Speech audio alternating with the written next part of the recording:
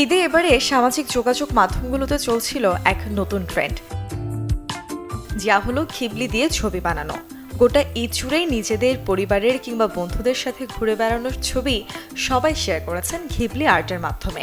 নিজের চেহারার আদলে তৈরি কার্টুন গোছের এই ছবিগুলো পেয়েছে ব্যাপক জনপ্রিয়তা। ঘিবলি আসলে একটি জাপানি অ্যানিমেশন স্টুডিওর নাম।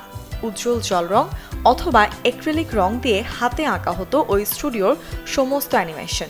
খামখেয়ালি কল্পনায় আঁকা সেই সমস্ত ছবি আকৃষ্ট করত দর্শকদের। অ্যানিমেশনটি জনপ্রিয়তা জাপানের গণ্ডি পেরিয়ে পৌঁছয় অ্যানিমেশনের আন্তর্জাতিক দুনিয়ায়। ওয়াল্ট ডিজনি অংশীদারির প্রস্তাব দেয় ঘিবলি স্টুডিওকে, আর এভাবেই কার্টুন বিশ্বে ছড়িয়ে পড়ে ঘিবলি।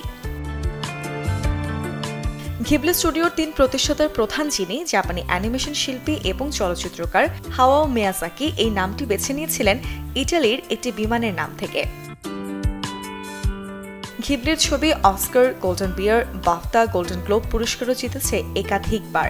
২০২৪ সালের সেরা অ্যানিমেশন ছবির শিরোপা উঠেছে ঘিবলি স্টুডিওর তৈরি the boy and the heron ছবির মাথায়।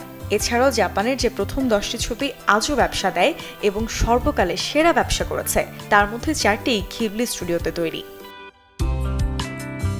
চাইলে আপনিও ওপেন এআই চ্যাটজিপিটিতে নিজের ছবি দিয়ে ঘিবলি অ্যানিমেশন নিয়ে বদলে দিতে পারবেন আপনার ছবি। মুর্শনৈশী, চ্যানেল 24।